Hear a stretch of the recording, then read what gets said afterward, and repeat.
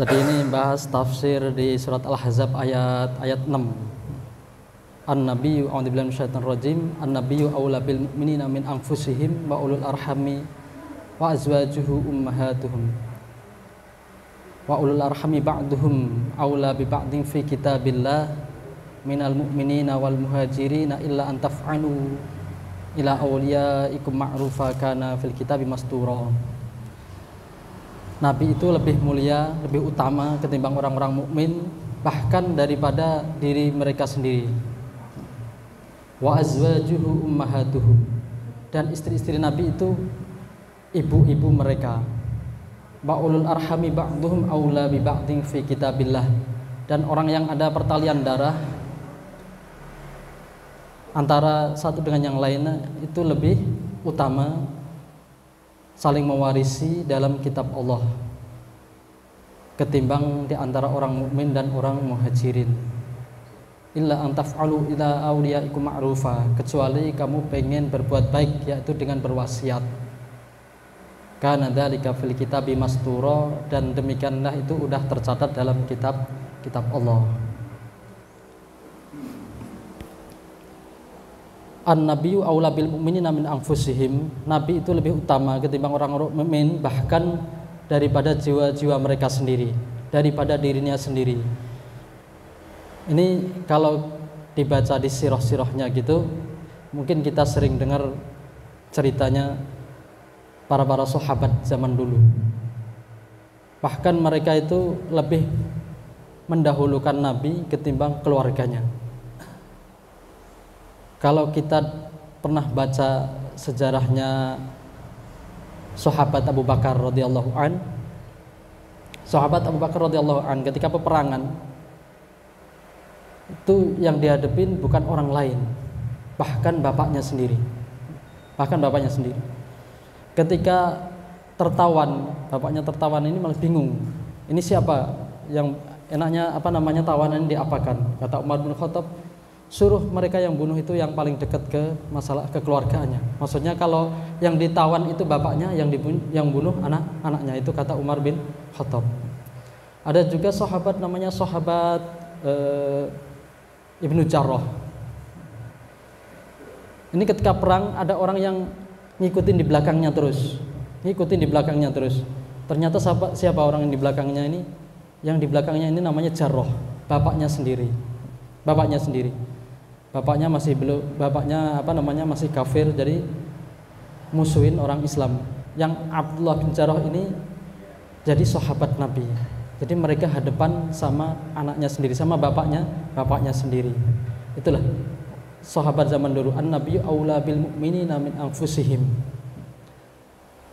Bahkan di antara tandanya, di antara mungkin kalau kita rasakan, kalau kita tahu orang itu kalau nyintai sesuatu itu kan pengen detail tahu yang dicintainya. Kita tahu anak kita ngomong anak kita ngomong ngobrol sama anak kita itu seneng.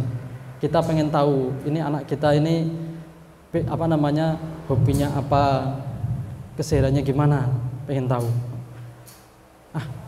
Dengan Nabi pun juga demikian. Pengen tahu Nabi itu gimana, mungkin dari sejarah lahirnya, keluarganya atau gimana. Maka banyak dulu sahabat bukan sahabat, generasi salaf dulu itu terus menulis sejarah Nabi. Sampai zaman sekarang pun banyak yang menulis sejarah Nabi dan para sahabat Nabi. Ada suar sahabiat, gambaran para sahabat perempuan Nabi. Ada suaru sahabah, gambaran sahabat Nabi, maksudnya yang laki-laki. Ada suaru tabi'in, gambaran tentang tabi'in dan yang lainnya. Maka sudah selayaknya juga kita tahu sejarah Nabi dan siapa keluarganya Nabi. Kalau orang dulu, mungkin zaman siapa? Bapak-bapak kita gitu atau kakek kita gitu, dulu sekolah kelas 4 4 SD itu katanya udah diajarin Aqidatul Awam. Ada yang pernah dengar Aqidatul Awam ya? Kalau di sini diajarin akidah Tahawiyah. Ustadz Khazin juga kalau di beberapa masjid itu ngajarin akidatul awam. Setelah nerangkan masalah ketuhanan, nanti ada masalah kenabian, terus di antaranya keluarganya Nabi itu disebutin siapa aja, istrinya Nabi, anaknya Nabi disebutkan. Atau kalau mungkin dulu pernah, mungkin kalau di kampung sering baca dibaan atau berjanjian, itu sebenarnya sejarahnya Nabi sebetulnya. Itu kan sejarahnya Nabi ketika lahir, terus sampai ketika umur segini perjalanan kemana, ketika umur segini nikah sama Siti Khadijah, pas umur segini ngelakuin apa lagi. Itu sebenarnya intinya juga sejarah. Kalau orang-orang dulu itu malah dihafal itu, dibak itu.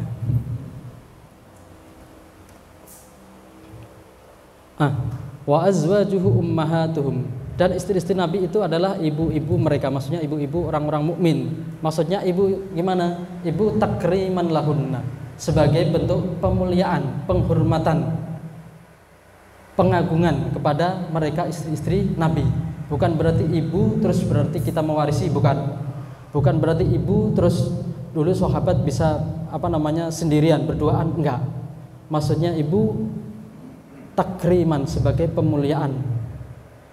Ketika Nabi udah wafat, para istri-istri Nabi ini nggak boleh dinikahin, nggak boleh dinikahin. Dan Rasulullah pun setelah istrinya Nabi jumlahnya berapa? Ada yang tahu jumlahnya berapa? 11. Itu yang itu 11. 2 meninggal ketika Nabi masih hidup, yang 9 meninggal setelah Nabi wafat. Nabi setelah nikah istrinya yang 11 ini nggak boleh menikah lagi, nggak boleh. Bahkan andaikan mengganti pun nggak boleh. Andaikan mau diceraikan satu atau nanti nikah sama yang lain itu nggak boleh. Jadi di sini sebut wa azwajuhu ummahatuhum, dan istri-istri Nabi itu adalah ibu-ibu mereka, ibu-ibu orang mukmin, ummahatul mukminin, ibu-ibu orang mukmin. Itu karena mereka itu tidak boleh dinikahin setelah Nabi wafat.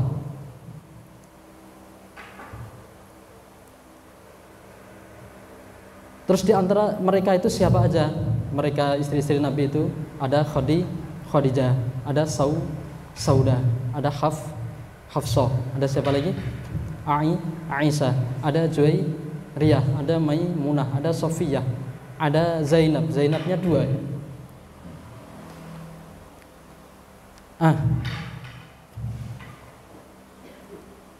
Di antara istri-istri Nabi ada kekhususan. Ketika ditawarkan wa in kuntunna turidna Allah wa rasulah wad darul akhirah fa innallaha 'adil muhsinati minkunna ajran 'azima. Jadi ketika itu diberi pilihan para istri Nabi itu mau pengen dunia sama perhiasannya atau pengen milih Allah sama Rasulnya, maka mereka pun memilih Allah sama Rasulnya. Dan para istri Nabi ini mudha'aful iqab. Apa mudha'aful iqab itu? Andaikan ini berandai-andai aja. Andaikan mereka itu melakukan suatu pelanggaran syariat itu iqabnya,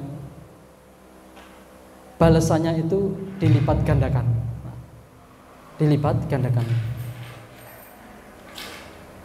Mudha'afah, dha'fa ini dilipat 2 kali lipat. Andaikan mereka melakukan suatu pelanggaran syariat. Maka ini kata Imam Haddad itu ya, kalau yang terkenal ulama masih keturunan Rasulullah juga, memaknai ayat itu yang di Al-Ahzab itu, wa in kuntunna bifahishatin mubayyinah, melakukan suatu kekejian dan dia akan diadab 2 kali lipat itu, bahkan juga untuk keturunan-keturunannya, kata kata Imam Haddad. Jadi memang berat juga jadi orang yang bernasabkan kepada Rasulullah. Bukan sebagai banggaan, oh ya saya ini keturunan Rasulullah, iya suatu kebanggaan. Orang punya nasab yang baik itu suatu kebanggaan. Tapi ada juga ini termasuk istri Nabi ini kalau di ayatnya untuk istri-istri Nabi dilipatkan gandakan iqobnya, balasannya. Tapi juga kata Imam Haddad termasuk keturunannya. Tapi jika mereka berbuat baik juga dilipat gandakan.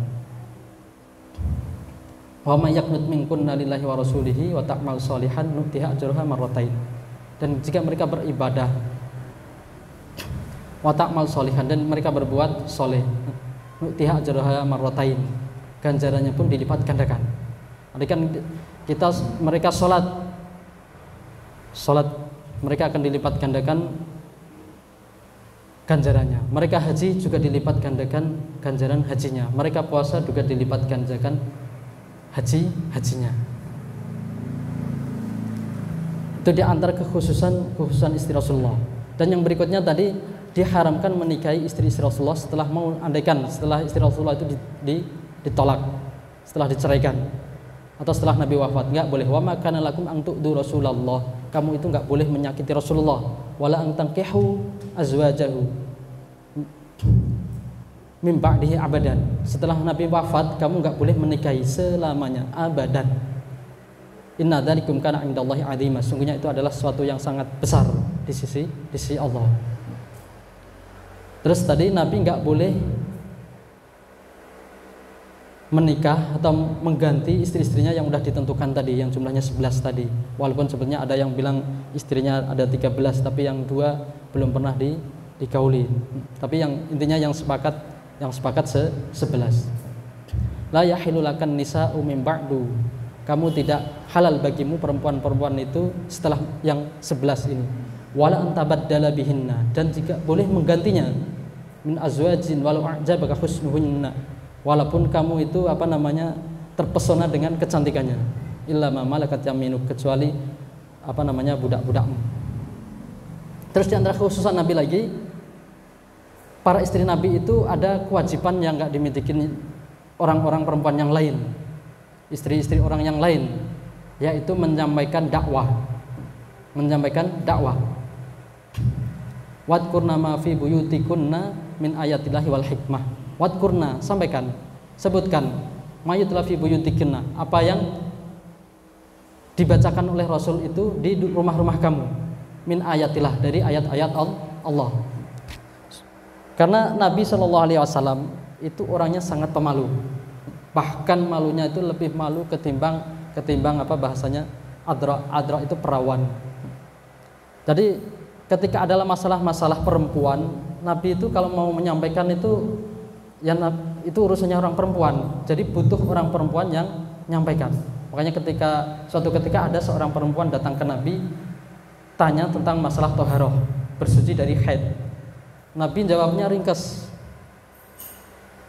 nggak detail karena Nabi sangat malu. Akhirnya perempuan ini pengen tanya lagi. Akhirnya terus diarahkan ke siapa? Sama Siti Aisyah. Sama Siti Aisyah. Karena mereka sama perempuan, makanya akan diterangkan, cara mengetahui ini udah berhenti belum dari haidnya, ambil kapas dan letakkan di tempat di mana keluarnya darah.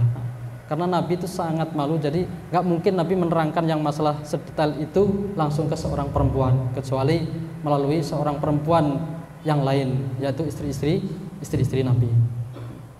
Bahkan juga kadang ada seorang sahabat itu yang berfatwa, tapi fatwanya keliru. Maka istrinya Nabi juga ngoreksi. Ada seorang yang datang ke sahabat Abu Hurairah, tanya tentang masalah junub ketika fajar Ramadan. Kata Abu Hurairah, orang yang junub mungkin ketika malamnya dia berkumpul istrinya, terus sampai pagi waktu subuh dia belum suci, belum mandi, itu belum bisa puasa, kata Abu Hurairah. Tapi akhirnya ada yang tanya ke istri Nabi, dijawab, itu enggak tetap dibolehkan puasa, diharuskan puasa walaupun dia belum mandi.